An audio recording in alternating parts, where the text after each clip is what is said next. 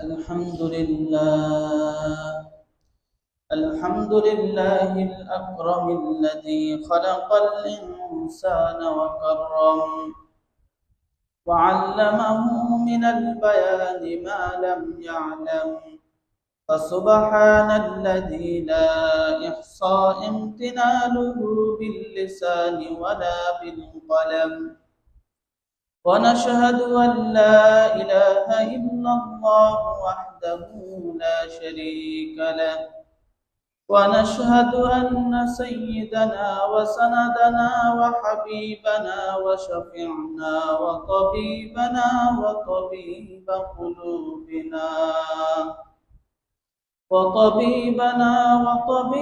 قلوبنا وأولانا ومولانا محمدا عبده ورسوله الذي أرسله الله تعالى بالحق بشيرا ونذيرا وداعيا إلى الله بإذنه وسراجا وقمرا منيرا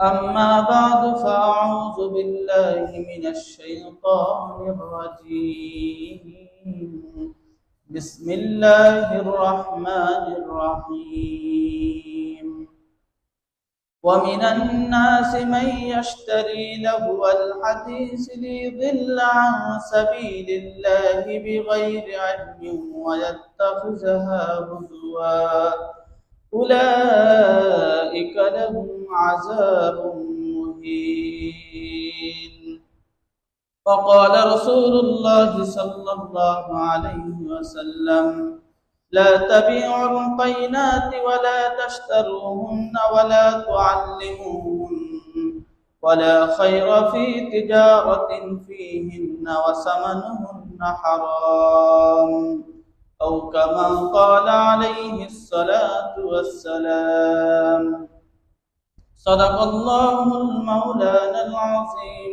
وصدق رسوله النبي الكريم ونحن على ذلك لمن الشاهدين والشاكرين والذاكرين والحمد لله رب العالمين اللهم صل وسلم دائما أبدا على حبيبك خير الخلق আলহামদুলিল্লাহ মুআজ্জাজ মুকাররম মুসল্লিয়ান ইকরাম সর্বোপরি আল্লাহর দরবারে লাখ কোটি শুকর ও সুজুদ যে আল্লাহ পাক রব্বুল আলামিন আমাদেরকে মুসলমানের সাপ্তাহিক ঈদ জুমার দিন আল্লাহ পাক আমাদেরকে নির্ধারিত সময়ে জামে মসজিদের মধ্যে একত্রিত করেছেন। সেই আল্লাহ পাকের দরবারে আমরা প্রত্যেকেই কালিমাতুশ শুকর আদায় করি আলহামদুলিল্লাহ। গত সপ্তাহে আলোচনা করেছিলাম নামাজের গুরুত্ব সম্পর্কে। নামাজের গুরুত্ব কিরকম এই বিষয় নিয়ে গত সপ্তাহে আলোচনা করেছিলাম। আজকের আলোচনার বিষয়বস্তু হলো ইসলামে শরিয়াতে গানের হুকুম কি, গান, মদ, জুয়া এগুলোর ক্ষেত্রে ইসলাম কি বলে, এই কয়েকটা বিষয় নিয়ে আজকের আলোচনার বিষয়বস্তু। সূরা লোকমান আয়াত নম্বর 6 আল্লাহ তাআলা বলেন وَمِنَ النَّاسِ مَن يَشْتَرِي لَهْوَ الْحَدِيثِ لِيُضِلَّ عَن سَبِيلِ اللَّهِ بِغَيْرِ عِلْمٍ وَيَتَّخِذَهَا هُزُوًا أُولَئِكَ لَهُمْ عَذَابٌ مُهِينٌ। এই আয়াতের শানে নুজুল হলো, শানে নুজুল বলতে যেই আয়াতটা কোনো ঘটনার প্রেক্ষাপটে নাজিল হয়, যেই ঘটনার প্রেক্ষাপটে নাজিল হয়েছে ওই ঘটনাটাকে বলা হয় শানে নুজুল। আর হাদিসের ক্ষেত্রে বলা হয় শানে উরুদ, আর কোরআনের আয়াতের ক্ষেত্রে বলা হয় শানে নুজুল তথা নাজিল হওয়ার প্রেক্ষাপট। তো এই সূরা লোকমানের 6 নম্বর আয়াত নাজিল হয়েছে ওই সময় মক্কার একজন ব্যবসায়ী, মুশরিক ব্যবসায়ী, তার নাম ছিল নজর বিন হারিস। এই নজর বিন হারিস ওই সময় তৎকালীন যুগে মক্কার অধিকাংশ ব্যবসায়ী তারা প্রত্যেকেই ব্যবসা করত সিরিয়াতে। সিরিয়াতে তারা ব্যবসা করত। তো সে সিরিয়া থেকে একটা গানের বাদী তথা গায়িকা ক্রয় করে নিয়ে আসে, যাতে মুসলমানদেরকে গান শোনায় রাসূলুল্লাহ সাল্লাল্লাহু আলাইহি ওয়াসাল্লাম তিনি যে কোরআনের দাওয়াত দেয় মানুষকে, এই কোরআনের দাওয়াত থেকে যাতে বঞ্চিত থাকে তারা, এই কারণে সে একটা কৌশল খাটায় একটা গানের গায়িকা বাদী ক্রয় করে নিয়ে আসে সিরিয়া থেকে। কারণ মক্কার মুশরিকরা এবং সাধারণ মুসলমান যারা ছিল, যদিও তারা দিনের বেলা প্রকাশ্যে রসুলের সামনে রসুলের বিরোধিতা করত, ইসলামের বিরোধিতা করত, কিন্তু এই ব্যক্তিরাই রাসূলুল্লাহ সাল্লাল্লাহু আলাইহি ওয়াসাল্লাম যখন রাত্রে মসজিদে দাঁড়িয়ে নামাজ আদায় করতেন, উচ্চস্বরে কিরাত পড়তেন এবং কোরআনুল কারীমের তেলাওয়াত করতেন, ওই সময় এই ব্যক্তিগুলো এই মসজিদের জানালা ধরে দরজা ধরে কান লাগাইয়া রাসূলের তেলাওয়াত শুনত। তো এই নজর বিন হারিস সে চিন্তা করলো কিভাবে মুসলমানদেরকে রাসূলের কোরআনের তেলাওয়াত যাতে না শুনে একটা কৌশল অবলম্বন করতে হবে। কারণ বন্ধ করেন,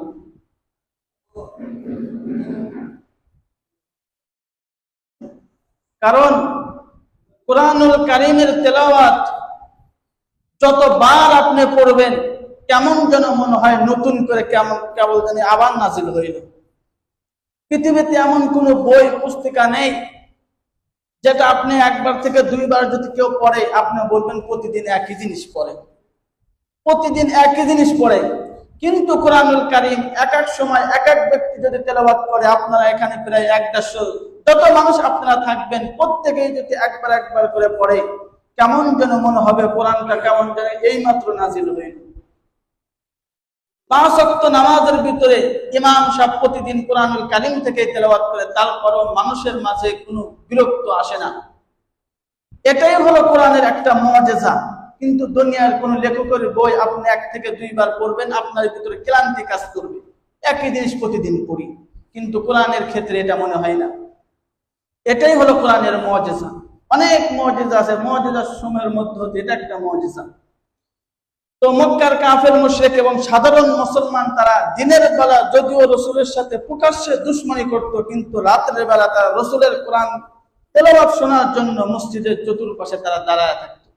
তো ওই মুশরিক সে চিন্তা করলো মুসলমানদেরকে রাসূলের কোরআন তেলাওয়াত থেকে দূরে কিভাবে রাখা যায়, কিভাবে দূরে সরানো যায়।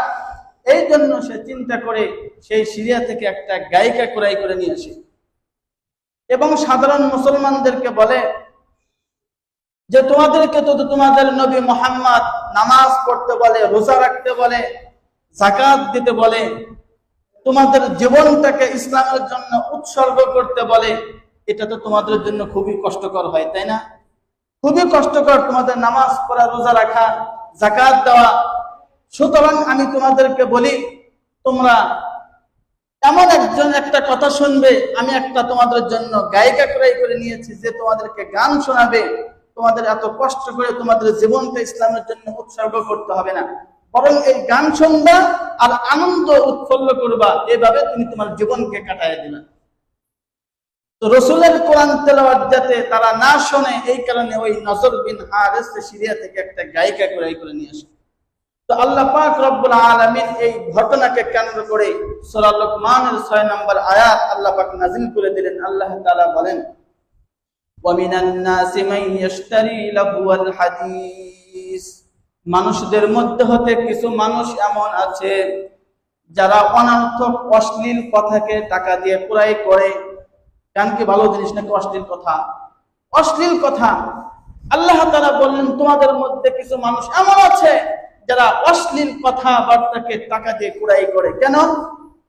লিউদিল্লা আন সাবিলিল্লাহি বিগাইরি ইলমিন ওয়া ইয়াত্তাখিযাহা হুজুয়া, যাতে করে তারা এই অশ্লীল কথা দিয়ে যারা হিদায়াতের উপরে আছে, যারা আল্লাহ পাক রব্বুল আলামিনের পক্ষ থেকে যে হিদায়াতের রাস্তা, হিদায়াতের উপরে আছে, সিরাতে মুস্তাকিমের উপরে আছে, তাদেরকে যেন এই পথ থেকে বিচ্যুতি করে অন্যদিকে নিয়ে যাওয়া যায়। এই কারণে তারা অশ্লীল জিনিস, অশ্লীল কথাকে তারা ক্রয় করে, ওয়াত্তাখিযাহা হুজুয়া, এবং এর মাধ্যমে তারা ঠাট্টা বিদ্রুপ করে। উলাইকা লাহুম আযাবুন মুহিন। আল্লাহ তাআলা বলেন তাদের জন্য রয়েছে লাঞ্ছনাদায়ক শাস্তি। লাঞ্ছনাদায়ক শাস্তি তাদের জন্য রয়েছে যারা অনর্থক অশ্লীল জিনিসকে, অশ্লীল কথাকে ক্রয় করে। সূরা বাকারা আয়াত 16 আল্লাহ তাআলা বলেন উলাইকাল্লাযীনা ইশতারাবুদ দালালাতা বিল হুদা ফামা রাবিহাত তিজারাতুহুম ওয়া মা কানু মুহতাদিন। ওই সমস্ত ব্যক্তি যারা হিদায়াতের পরিবর্তে গুমরাহিকে ক্রয় করে নিয়েছে, হিদায়াতের পরিবর্তে পথ ভ্রষ্টতাকে যারা ক্রয় করে নিয়েছে, তাদের ব্যবসায় কোনোদিন লাভ হয় নাই। আছে অনেক ব্যক্তি এমন যারা শুধু গানের কনসার্ট এবং বিভিন্ন গুনাহের অশ্লীল কাজে বিভিন্ন জিনিস ভাড়া দেয়। তো এই যে ভাড়া দেওয়া, এটা হলো অপরাধ। আবার অনেকে এমন আছে যারা নিজের ছেলে মেয়েদেরকে গায়ক গায়িকা বানায়া সমাজে যেখানেই গানের কনসার্ট হয় সেখানে ভাড়া হিসাবে বিক্রি করে, নিজের ছেলেকে পাঠায়, মেয়েকে পাঠায় গায়ক গায়িকা হিসাবে, সে সেখানে গান গেয়ে টাকা উপার্জন করে।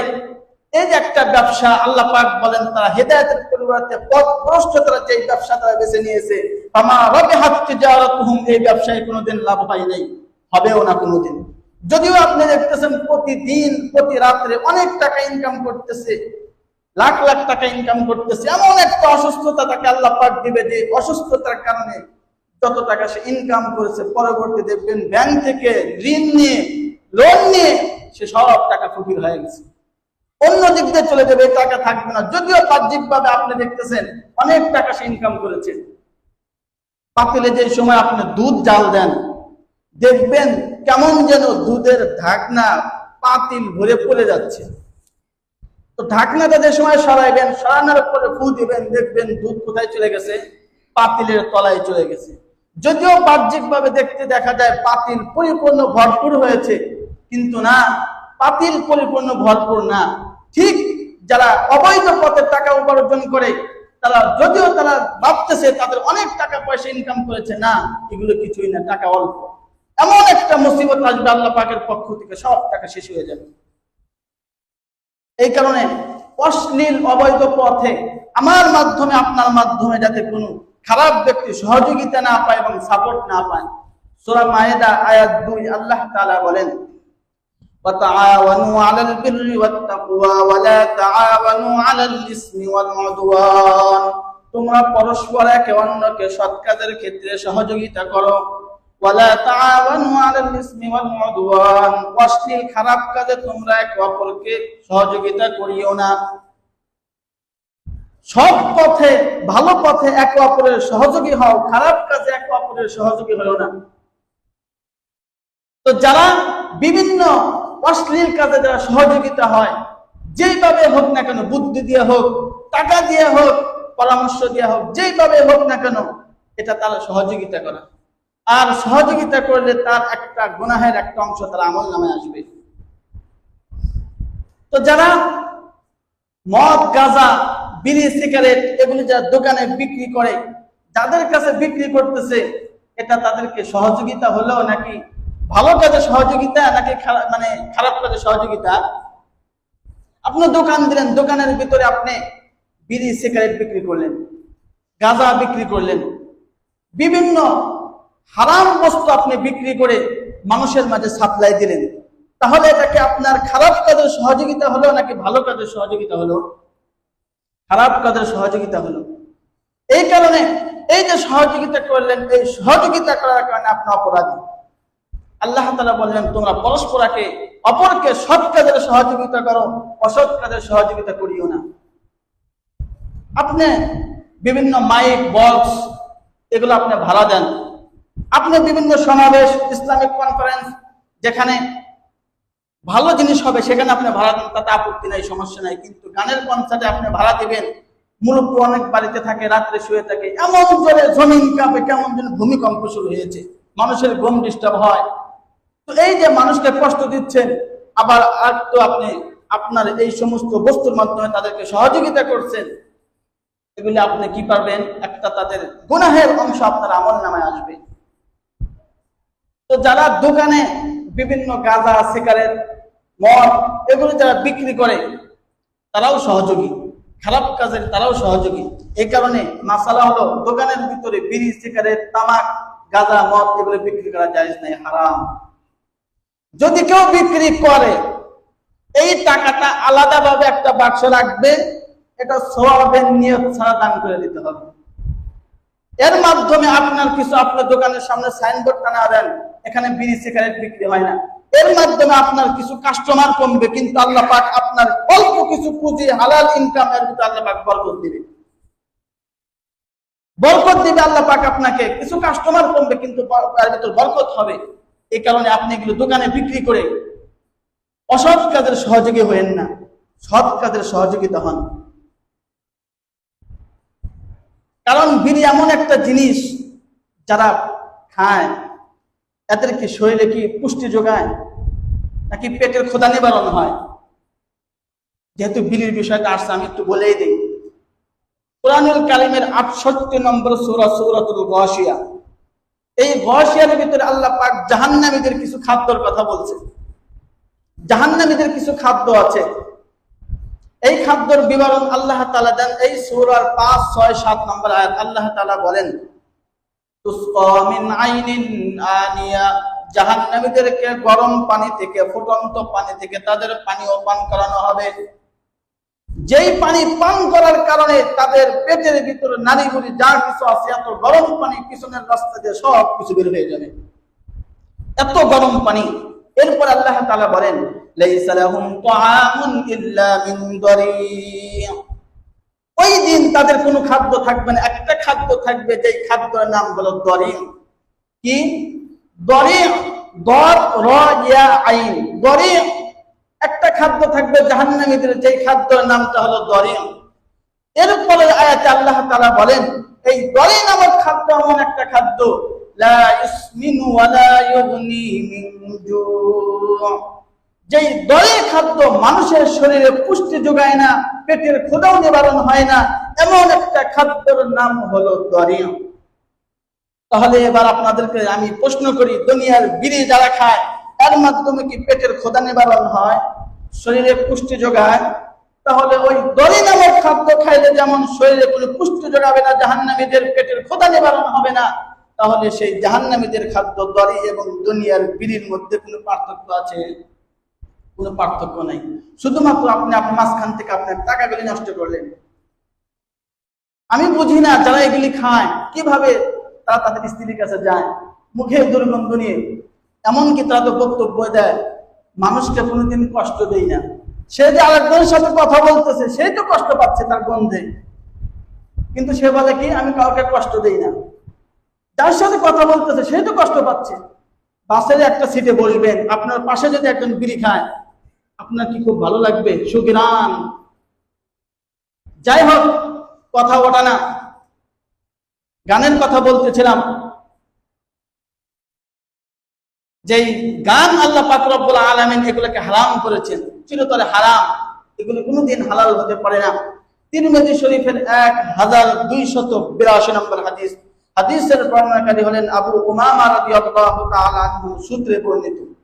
তিনি বলেন, عن أبي أمامة رضي الله تعالى عنه قال قال رسول الله صلى الله عليه وسلم لا تبيعوا القينات ولا تشتروهن ولا تعلموهن। রাসূলুল্লাহ সাল্লাল্লাহু আলাইহি ওয়াসাল্লাম বলেন, তোমরা গায়ক গায়িকাদেরকে বিক্রয় করিও না এবং ক্রয় করিও না। গায়ক গায়িকাদের ক্রয় করিও না, বিক্রয় করিও না। ওয়ালা তাশতারুহুন্না ওয়ালা তুআল্লিমুহুন্না, এবং তোমরা কাউকে গানও শিক্ষা দিও না। তাহলে যারা নিজের ছেলে মেয়েদেরকে গায়ক গায়িকা বানায়া ব্যবসার জন্য বিভিন্ন জায়গায় পাঠায় টাকা উপার্জন করে, এটা কি হবে? রাসূলুল্লাহ বললেন, এই কাজ তোমরা করিও না। ওয়ালা তুআল্লিমুহুন্না, কাউকে গানও শিক্ষা দিও না। যদিও আজকে আমরা দেশ কতবার স্বাধীন হলো, স্বাধীন হওয়ার পরেও আজকে স্বাধীন দেশে কতবার স্বাধীন হওয়ার পরেও স্বাধীন দেশে প্রাথমিক পর্যায়ে যে প্রাইমারি স্কুলগুলোকে বাংলাদেশে প্রায় ৬৫,৫০০ প্লাস, আর কিছু বেশি হবে, প্রাইমারি স্কুল আছে। এই স্কুলগুলোতে ৯২% মুসলমানের দেশে গানের শিক্ষক শিক্ষিকা নিয়োগ দেওয়া হয়। অথচ ধর্মীয় শিক্ষক পাওয়া যায় না। কোরআন তো সহি করবে, তার নামাজটা শুধরাবে, এমন শিক্ষক নিয়োগ দেওয়া হয় না, গানের শিক্ষক নিয়োগ দেওয়া হয়। কতবার স্বাধীন করবেন, তারপরেও এই গানের শিক্ষক নিয়োগ দেওয়া হচ্ছে। যতদিন পর্যন্ত সেকুলারিজম এদেশে থাকবে ততদিন পর্যন্ত গানের শিক্ষক নিয়োগ দিবে। এই কারণে আল্লাহর কাছে দোয়া করে, আল্লাহ পাক যাতে আমাদের দেশটাকে ইসলামী রাষ্ট্র বানায় দেয়। যেভাবে হোক, যখনই হোক, এমন ব্যক্তির হাতে আল্লাহ পাক যাতে রাষ্ট্র তুলে দেয়, যার মাধ্যমে আমাদের জান মাল নিরাপদ থাকবে, আমাদের ইজ্জত আব্রুর হিফাজত থাকবে, সমস্ত দিক থেকে আমরা নিরাপদ থাকবো। কোনো দল মত বুঝি না, আমরা বুঝি আমাদের জান মালের নিরাপত্তা। নাকি আমরা চাই আমাদের জান মালের নিরাপত্তা হোক, ইসলাম এটা হেফাজত থাকুক, যার হাতে রাষ্ট্র যাক। আমরা চাই আল্লাহ পাক ভালো একজন ব্যক্তির হাতে রাষ্ট্র তুলে দিক। তো যেই কথা বলতেছিলাম, স্বাধীনতার পরেও আজকে গান ইসলামী শিক্ষক নিয়োগ না দিয়ে গানের শিক্ষক নিয়োগ দেওয়া হয়। তো রাসূলুল্লাহ সাল্লাল্লাহু আলাইহি ওয়াসাল্লাম বললেন, লা তুআল্লিমুহুন্না, কাউকে তোমরা গান শিক্ষা দিও না। এরপরে রাসূলুল্লাহ সাল্লাল্লাহু আলাইহি ওয়াসাল্লাম বলেন, ওয়ালা খায়রা ফি তিজারাতিন ফিহিন্না, এই গানের গায়িকা যেই টাকা উপার্জন করে, গান গেয়ে যেই টাকা উপার্জন করে, এই যে ব্যবসায়ী, ব্যবসার ভিতরে কোনো কল্যাণ নাই। ওয়াসামানুহুন্না হারাম, এই যে টাকা উপার্জন করে এটা হলো হারাম টাকা। গান গেয়ে যে টাকা উপার্জন করে এই পুরো মূল্যটাই হলো হারাম। ওয়াসামানুহুন্না হারাম, এটা হালাল হওয়ার কোনো সুরত নেই, পরিপূর্ণভাবে এটা হারাম। বুখারী শরীফের 5590 নম্বর হাদিস, রাসূলুল্লাহ সাল্লাল্লাহু আলাইহি ওয়াসাল্লাম বলেন, লা ইয়াকুনুন্না মিন উম্মতি আকওয়াম, অচিরে আমার উম্মতের মধ্যে হতে এমন কিছু মানুষ আসবে, আস্তাহিল্লুনাল হিররা ওয়াল হারিরা, যারা রেশমের পোশাক পরিধান করাকে হালাল মনে করবে, ওয়াল খামরা, এবং মদ পান করাকে হালাল মনে করবে, ওয়াল মাআসিফ, এবং বাদ্যযন্ত্র, ঢোল তবলা যা কিছু আছে এগুলোকে হালাল মনে করবে। এমন একটা সময় আসবে মানুষ এগুলাকে হালাল মনে করে মদ পান করবে, হালাল মনে করে ঢোল তবলা গান বাজনা এগুলো বাজাইবে। তাহলে কি সেই সময় কি এখনো আসে নাই? আজকে যদি ঈদ হয়, দেখবেন ঈদের আগের রাত্রে গান না বাজালে যুবকদের ঈদই পালন হয় না। বিবাহের অনুষ্ঠানে গান না বাজালে বিবাহ নাকি ভালো আনন্দ উদযাপন হলো না। আর একটা আছে না, মুসলমানি নাকি বলে ছোট বাচ্চাদের কারণে, এরপরে অনেকে আবার গানের কনসার্ট করতে হয়, না করলে কেমন যেন অনুষ্ঠানটাই পরিপূর্ণ হলো না। তাহলে আমাদের যুবক ভাইরা যে কাজগুলো করতেছে স্পষ্ট হারাম। রাসূলুল্লাহ সাল্লাল্লাহু আলাইহি ওয়াসাল্লাম এই কথাই বললেন, এমন একটা সময় আসবে উম্মত এগুলোকে হালাল মনে করে করবে, অথচ এগুলো স্পষ্ট হারাম। মুসনাদ আহমদের হাদিস, রাসূলুল্লাহ সাল্লাল্লাহু আলাইহি ওয়াসাল্লাম বলেন, আল গিনা ইউনবিতুন নিফাক ফিল কলবি কামা ইউনবিতুল মা আয-যারআ, গানের মাধ্যমে অন্তরের ভিতরে, কলবের ভিতরে নিফাক জন্ম নেয়। কামা ইউনবিতুল মা আয-যারআ, যেমন নাকি পানির মাধ্যমে জমিন থেকে ফসল উৎপন্ন হয়, জমিন থেকে বীজ উৎপন্ন হয়, ঠিক তেমনি ভাবে গানের মাধ্যমে কলবের ভিতরে নিফাক সৃষ্টি হয়। পানির মাধ্যমে জমিন থেকে বীজ হয়, বীজ বপন করা হয় পানির মাধ্যমে, গাছ আস্তে আস্তে ছোট থেকে বড় হয়। গান শুনতে শুনতে কলবের ভিতরে নিফাক সৃষ্টি হয়। আপনার বন্ধু প্রথম দিন আপনাকে বলছে, বন্ধু সুন্দর একটা গান শোনো তো, সেই মজা। আপনি কোনোদিন গান শোনেন নাই, প্রথম দিন আপনি শুনছেন, শোনার পরে বন্ধুকে বললেন, বন্ধু বেশি ভালো লাগলো না। দ্বিতীয় দিন আবার আপনার বন্ধু আপনাকে বলছে, বন্ধু আরেকবার শোনো। আর দ্বিতীয়বার শুনছেন, শোনার পরে বলেন, বন্ধু একটু ভালো লাগছে। বন্ধু বলে আরেকবার শোনো। তো তৃতীয়বার শোনার পরে কয়, বন্ধু পুরোই তো ভালোই লাগে। তাহলে দেখেন প্রথমে কি ভালো লাগছে? ভালো লাগে নাই। যে একবার শুনছে, এরপরে কয়, বন্ধু গান তো ভালোই, এরকম বেছে বেছে 5টা গান আমাকে দিও। তাহলে প্রথমে কিন্তু সে কি গান শুনে মজা পায় নাই। প্রথমে যারা বিড়ি খায় দেখবেন খাওয়ার পরে কাশবে, ই করবে, নাক দেবো, কত কষ্ট হয়। একটা পর্যায়ে কি কে কত নাক দিয়ে মুখ দিয়ে ধোঁয়া বাই করতে পারে। এই গুনাহের কাজ ঠিক এরকম আস্তে আস্তে অভ্যস্ত হয়ে যায়। তো এইরকম গানের মাধ্যমে কলবের ভিতরে নিফাক জন্ম নেয়, যেমন নাকি পানির মাধ্যমে জমিন থেকে বীজ উৎপন্ন হয়। তিরমিজি শরীফের 2212 নম্বর হাদিস ইমরান ইবনে হুসাইন রাদিয়াল্লাহু তাআলা আনহু সূত্রে বর্ণিত। তিনি বলেন قال رسول الله صلى الله عليه وسلم في هذه الأمة خسف ومسخ وقذف। রাসূলুল্লাহ সাল্লাল্লাহু আলাইহি ওয়াসাল্লাম বলেন এই উম্মতের উপরে তিনটা শাস্তি ঘনিয়ে আসবে। তিনটা শাস্তি, এক নম্বর ভূমিকম্প তথা ভূমিধস হবে, দুই নম্বর পাথরের বৃষ্টি বর্ষণ হবে, তিন নম্বর চেহারা বিকৃতি। এই তিনটা শাস্তি উম্মতের উপরে ঘনিয়ে আসবে। فقال رجل من المسلمين يا رسول الله মুসলমানদের মধ্যে একজন দাঁড়ায় বলল ইয়া রাসূলুল্লাহ মাতা যাকা এই শাস্তিগুলো কবে আসবে? قال رسول الله صلى الله عليه وسلم اذا ظهرت البينات والمعاصي وشربت الخمور। রাসূলুল্লাহ সাল্লাল্লাহু আলাইহি ওয়াসাল্লাম বললেন যখন তোমরা দেখবে দুনিয়ার ভিতরে গায়ক গায়িকার ব্যাপক বিস্তার লাভ করবে, ওয়াল মাআজিফ এবং বাদ্যযন্ত্র তবলা যা কিছু আছে এগুলো বিস্তার লাভ করবে, অশুরিবাতিল খুমুর এবং মদ পান করার ব্যাপক সয়লাভ হয়ে যাবে। এই তিনটা জিনিসের সয়লাভ যে সময় দুনিয়াতে হয়ে যাবে ওই সময় আল্লাহ পাকের পক্ষ থেকে আযাবগুলো আসবে। একটা সময় মদ পান করতো বিভিন্ন চিপাই চাপাই অলিতে গলিতে গিয়ে, বিভিন্ন লোকালয়ে গিয়ে মদ পান করতে। এখন একটু সন্ধ্যা হতে দেরি, রাস্তার পাশে মদ নিয়ে বসতে দেরি হয় না, রাস্তার পাশে মদ নিয়ে বসে যায়, প্রকাশ্যে মদ খায়। কিছু বললে কি বলেন, তুমি আমাকে শাসন করার কে? তো এই যে একটা সময় এই গুনাহের সীমানা যে সময় অতিক্রম করবে আল্লাহ পাকের পক্ষ থেকে পাথরের বৃষ্টি, চেহারা বিকৃতি এবং ভূমিকম্প, এই আযাবগুলো চলে আসবে। এই আযাব ওই সময় চলে আসবে যে সময় গুনাহের সয়লাভ ব্যাপকভাবে হবে। ইবনে মাজাহ 4020 নম্বর হাদিস, ইবনে মাজাহ 4020 নম্বর হাদিস। এই হাদিসের বর্ণনাকারী আবু মালিক আল আশআরী রাদিয়াল্লাহু তাআলা আনহু তিনি বলেন عن أبي موسى عن أبي مالك الأشعري رضي الله تعالى عنه قال قال رسول الله صلى الله عليه وسلم لا يشربن ناس من أمتي الخمر। অচিরেই আমার উম্মতের মধ্যে হতে কিছু মানুষ এমন আসবে যারা মদ পান করবে, ইসাম্মুনাহা বিগাইরি ইসমিহা, যারা মদের নাম পরিবর্তন করে অন্য নাম দিয়ে মদ খাবে। খাবে মদ কিন্তু নাম পরিবর্তন করে অন্য নাম দেবে। হাদিস মিলায় নিন 4020 নম্বর হাদিস ইবনে মাজাহ। খাবে মদ কিন্তু মদের নাম বিকৃতি করে অন্য নাম দিয়ে মদ পান করবে। মদ কত কোয়ালিটি, আপনার যদি নাম দেখতে যান আপনার মাথায় নষ্ট হয়ে যাবে।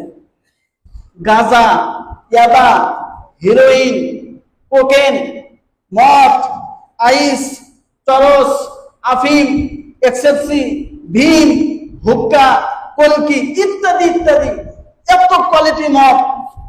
কিছু মদ আছে যেগুলো তরল জাতীয়, কিছু মদ আছে যেগুলো ট্যাবলেট জাতীয়, কিছু মদ আছে যেগুলো গাছের গোড়া পাতা থেকে হয় গোড়া জাতীয়, কিছু মদ আছে যেগুলো গ্যাস জাতীয় বেলুনের ভিতরে ঢুকায় এগুলো নেশা করে, কিছু মদ আছে যেগুলো আঠা জাতীয়। মদের বহুত কোয়ালিটি। রাসূলুল্লাহ বললেন যত জিনিস হোক, যত কোয়ালিটি হোক না কেন, যা নেশা নিয়ে আসবে শরীরের ভিতরে তাই হারাম। আপনি নাম বিকৃত করে অন্য নাম করে সেটা খাচ্ছেন, সব হারাম। রাসূলুল্লাহ সাল্লাল্লাহু আলাইহি ওয়াসাল্লাম এই কথাই বললেন, উম্মত শেষ পর্যায়ে এমন কিছু উম্মত আসবে যারা মদের নাম বিকৃত করে অন্য নাম দিয়ে এগুলোকে সেবন করবে, এগুলোকে পান করবে। ওয়ায়াসিফু আলা রুসিহিম বিল মাআসিফ ওয়াল মুগান্নিয়াত, এই মদগুলো পান করবে এবং তাদের সামনে গায়ক গায়িকারা গান গাইবে, ঢোল তবলা বাজাইবে, আর তারা বসে বসে সেখানে মদ সেবন করবে, মদ পান করবে। ওয়ায়াকসিফাল্লাহু বিহিমুল আরদ, আল্লাহ পাক তাদের গুনাহের সীমা যে সময় অতিক্রম হয়ে যাবে জমিনের ভিতরে ধসায় দেবেন। ওয়াজআলা মিনহুমুল কিরাদাতা ওয়াল খানাসির, এবং আল্লাহ পাক তাদের চেহারাকে শূকরের চেহারা এবং বানরের চেহারার মাধ্যমে বিকৃত করে দিবেন। এই আল্লাহ পাকের শাস্তি চলে আসবে যে সময় তাদের সীমা অতিক্রম হয়ে যাবে।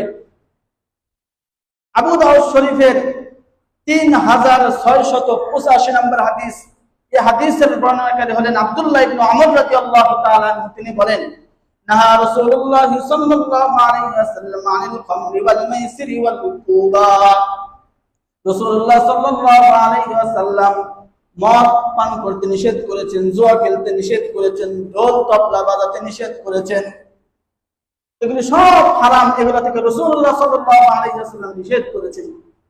সূরা মায়েদা আয়াত 90 আল্লাহ তাআলা বলেন, ইয়া আইয়ুহাল্লাযীনা আমানু ইন্নামাল খামরু ওয়াল মাইসিরু ওয়াল আনসাবু ওয়াল আজলামু রিজসুম মিন আমালিশ শাইতান।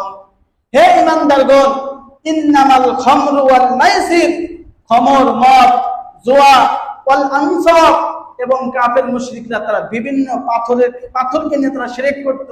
এই পাথরের উপরে বিভিন্ন পশুকে বলি দেওয়া, তারা তো জবাই করে না, তারা বলি দেয়। ওয়াল আনসাব ওয়াল আজলাম, এবং আজলাম বলা হয় সেই জাহিলি যুগে মসজিদের যে মুয়াজ্জিন থাকতো, এই মুয়াজ্জিনের কাছে কিছু তীর থাকতো, এই তীরের মাধ্যমে ভাগ বটরা বন্টন করত। একটা গরু জবাই করে গরুর ভিতরে প্রত্যেকেই সমান হারে সেখানে অংশগ্রহণ করত, সমান সমান টাকা দিয়ে অংশগ্রহণ করার পরে মসজিদের ওই মুয়াজ্জিন সাহেবের কাছে যাইতো, যাওয়ার পরে সেখানে লটারি দিত। কিছু কিছু তীর এমন থাকতো যে তীরের কোনো কিনায় অংশই নেই, আবার কিছু কিছু তীর আছিল সেখানে যেখানে অধিক ডাবল অংশ সেখানে নির্ধারণ করা আছে। কেউ অনেক পায়, কেউ কিছুই পায় না, যাকে বলা হয় লটারি। রাসূলুল্লাহ সাল্লাল্লাহু আলাইহি ওয়াসাল্লাম এটি স্পষ্ট নিষেধ করলেন।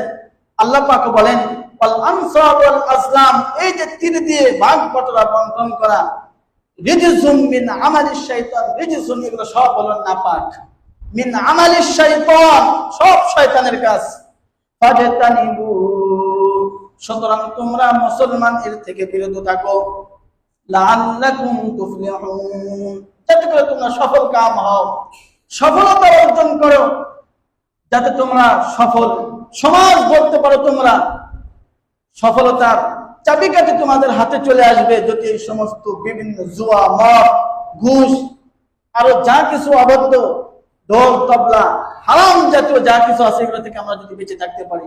আমরা কি চাই না আমরা প্রত্যেকেই নিয়ত করে, আমাদের অভিভাবক আছি, আমরা নিয়ত করে আমাদের সন্তান যাতে এই সমস্ত বিড়ি, মদ, গাঁজা এগুলোর সাথে সম্পৃক্ত না থাকে।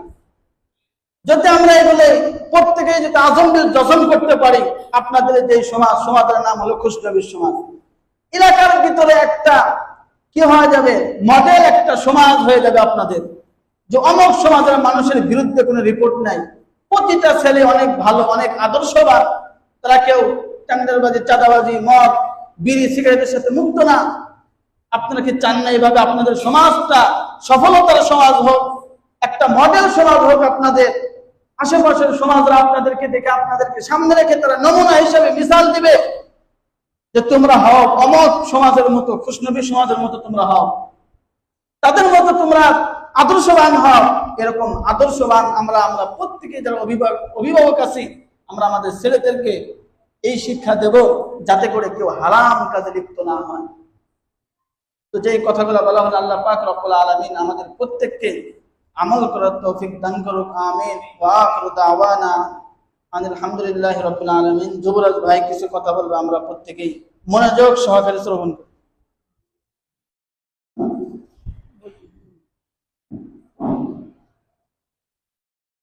আসসালামু আলাইকুম ওয়া রাহমাতুল্লাহি ওয়া বারাকাতুহু।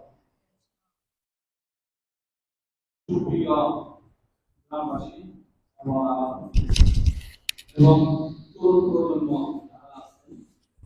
আমাদের হুজুর আজকে চমৎকার